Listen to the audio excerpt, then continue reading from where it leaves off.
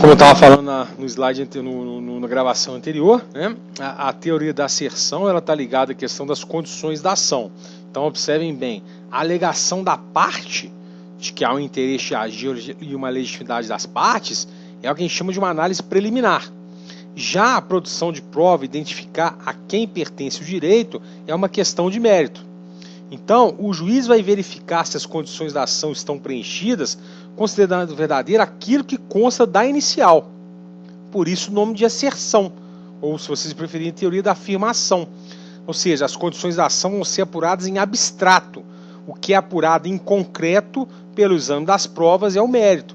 Então, a gente tem que lembrar que nem sempre as condições da ação serão causa de extinção imediata do processo, porque, eu repito, a avaliação das condições da ação devem ser realizadas mediante exames simples na inicial e a aferição, se elas estão presentes ou não, vão ser no decorrer do processo. Pois bem, meus amigos e minhas amigas, ufa, né? Feitas essas considerações a respeito desses aspectos principiológicos, cabe a nós agora começarmos a discutir efetivamente aquilo que nos foi proposto esse semestre no processo civil 3, que é realmente a questão ligada às fases do processo de conhecimento.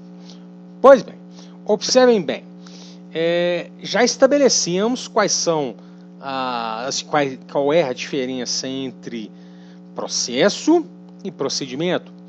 Vimos que processo é o método pelo qual se opera a jurisdição e vimos que procedimento nada mais é do que o rito, o caminho que será seguido na busca dessa efetiva tutela jurisdicional. Pois bem, e no âmbito do processo civil atual, nós temos o processo de conhecimento, que é o nosso objetivo aqui, que é aquele processo onde nós ainda não sabemos a quem pertence o direito que está subordinado à apreciação do Poder Judiciário. Então, quando eu falo em processo de conhecimento, estou falando que eu vou ainda verificar a quem pertence o direito. Então, por isso a gente fala conhecimento. Eu vou verificar a quem pertence o direito, quem está com o direito. E esse processo de conhecimento, meus amigos e minhas amigas, ele traz no seu bojo o que chamamos de procedimento ordinário. Esse procedimento ordinário, a gente costuma falar que é o procedimento comum, que é o procedimento que vai ser observado na maioria dos processos, né? Lembrando que existe o procedimento especial, mas o procedimento ordinário vai se dividir obrigatoriamente em 5 fases, né? E quais são as fases do processo de conhecimento, no caso, o procedimento ordinário? As fases são a fase postulatória, a fase saneadora, fase probatória, fase decisória e fase recursal. Bom, nesse momento aqui, passou de novo o espírito aqui. Nesse momento aqui, nos chama a atenção a primeira fase do processo de conhecimento, que vai ser a fase postulatória.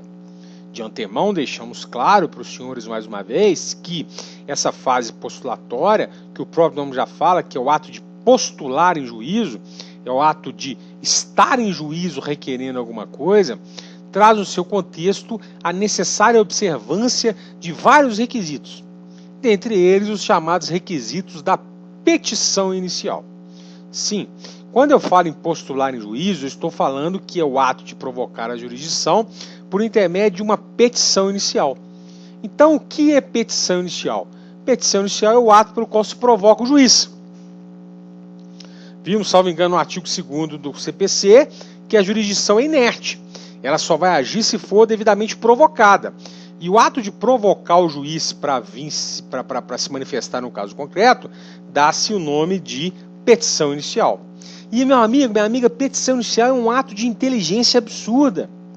Porque nós vamos aprender que a petição inicial é o único momento que você tem para conversar com o juiz. É o único momento que você tem para você colocar para o juiz quais são suas angústias, quais são seus problemas, o que você está sentindo, o que você pretende.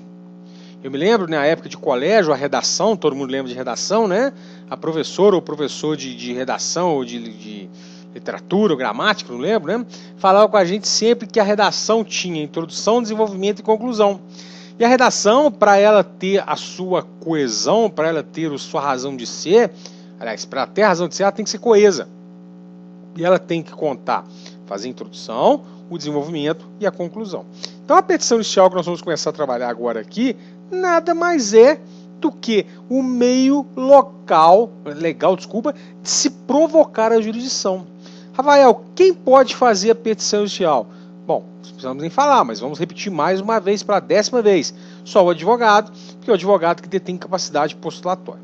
Agora, antes ainda de falarmos de petição inicial, eu preciso que vocês se familiarizem e guardem mais um conceito jurídico que nós vamos usar muito nas nossas aulas, que é o instituto da preclusão.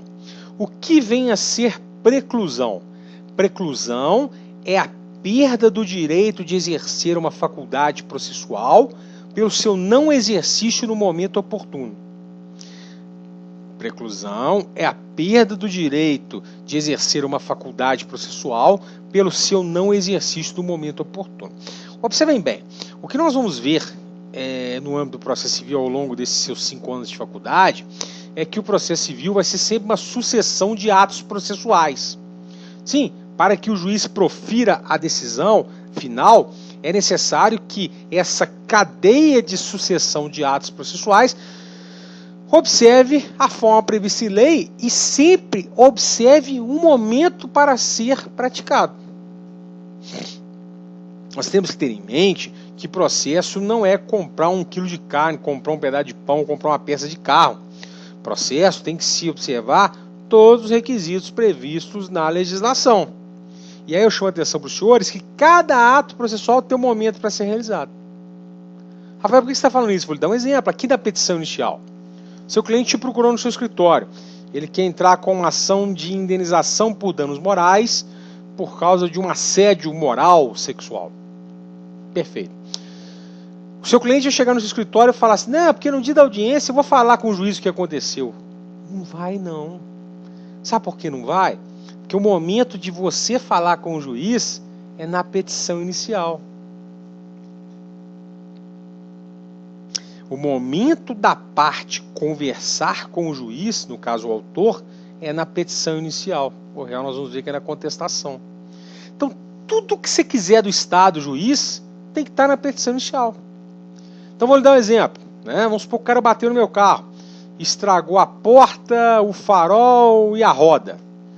Se eu entrei com processo e esqueci de falar da roda, falei só do farol e Foi farol? Bom, vamos lá, vamos voltar. Eu estou alegando que teve um problema no meu carro, a matéria A, B e C. Se você se defender da matéria A e B e não da C, você reconhece expressamente que foi pedido. Agora, se você, autor, tem a matéria A, B e C e esquece de alegar a matéria C, está precluso, meu amigo. Você não pode mais reclamar. Você não pode mais levar isso ao conhecimento do juiz. O dano moral, você está alegando lá que foi vítima de dano moral por assédio sexual. Sei lá, você alega que foi vítima de danos morais, você está fazendo tratamento psicológico, mas esqueceu de apresentar lá na petição inicial o comprovante que você faz o acompanhamento psicológico. Está precluso o seu direito. Então, tudo no processo tem um momento. Aliás, eu gostaria de chamar a atenção para os senhores aqui nessa nossa aula, nessa manhã de sexta-feira, que você optou por uma profissão onde o senhor será escravo de prazo. Porque tudo no direito está subordinado a prazo. E a inobservância de um prazo leva exatamente à preclusão. Por que eu estou falando isso? Porque a petição inicial, que é uma forma legal prevista no Código de Processo Civil de provocar a jurisdição, de fazer o pedido da providência jurisdicional, de obter do Estado juiz uma providência jurisdicional, ela deve ser o quê? Devidamente fundamentada e observando-se rigorosamente os requisitos do artigo 319 do Código de Processo Civil. Então eu costumo falar que o artigo 319 do Código de Processo Civil é o artigo que se devia fazer a tatuagem no meio da testa. Por quê? Porque ali no artigo 319, meus amigos e amigas, está presente, sim, está presente os requisitos, estão presentes os requisitos da petição inicial. Então vamos lá, sem maiores delongas, quais são os requisitos da petição inicial? O endereçamento, qualificação, fatos e fundamentos jurídicos do pedido, o pedido com suas especificações, o valor da causa, as provas que pretende produzir, a realização de audiência de conciliação. Rafael, o que acontece se minha petição inicial não apresentar tudo isso que você me falou? Vamos ver já já que a sua petição inicial será indeferida por inépcia, que é exatamente quando o indivíduo não observa os requisitos previstos em lei. Então a petição inicial é o meio legal de se provocar o juiz.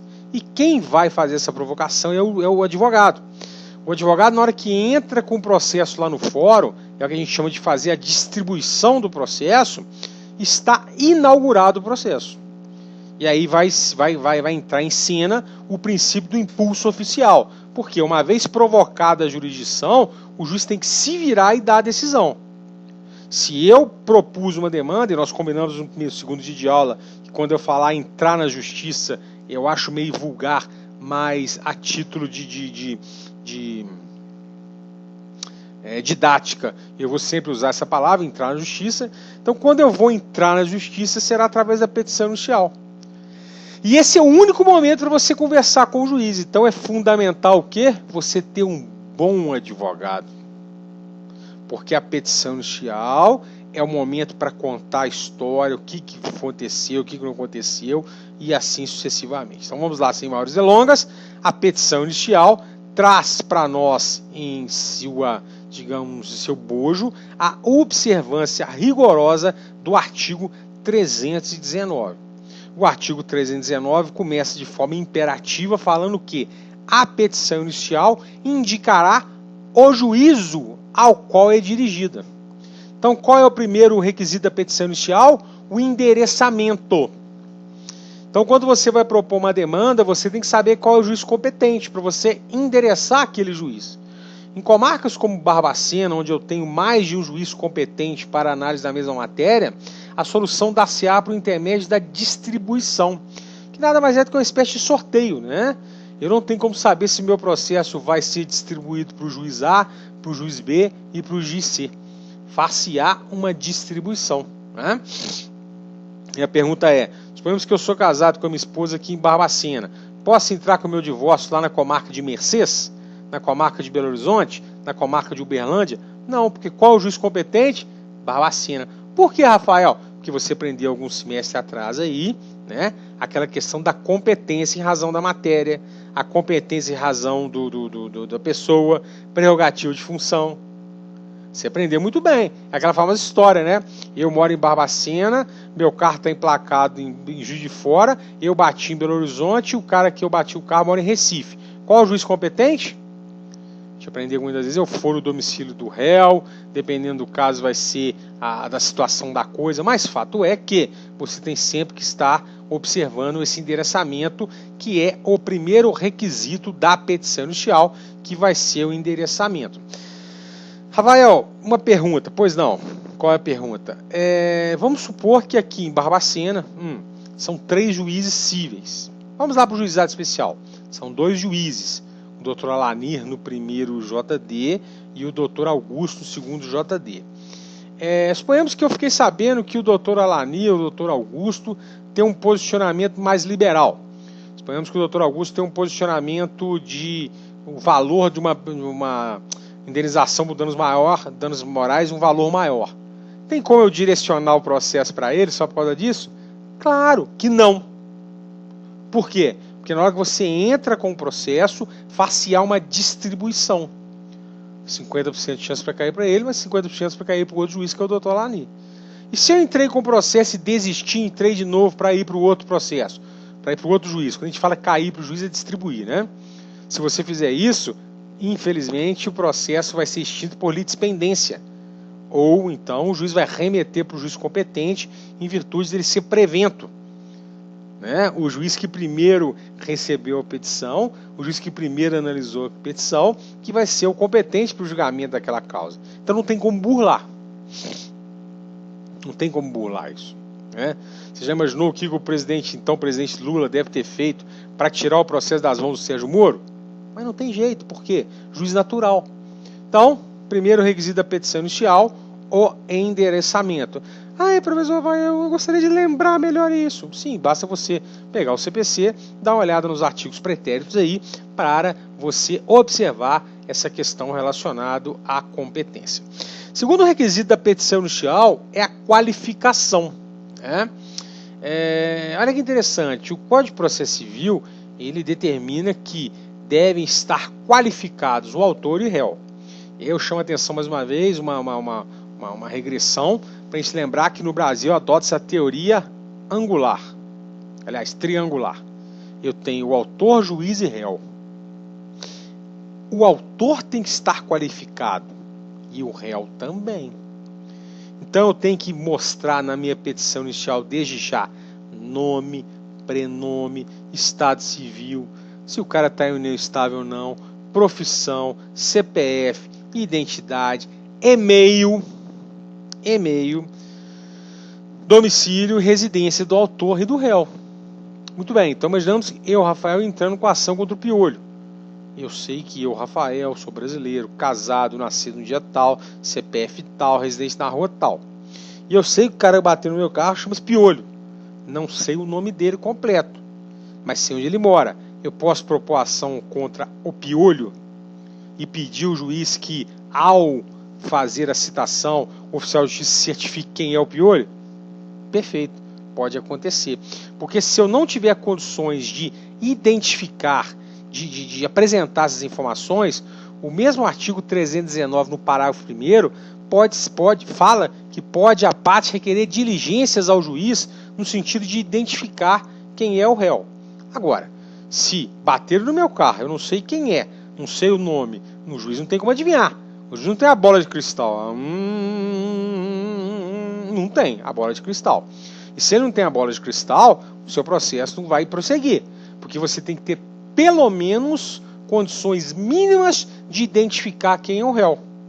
Então, repito, Piolho. Eu sei que é o Piolho, sei que ele estuda no 5º período do aprendiz manhã, correto?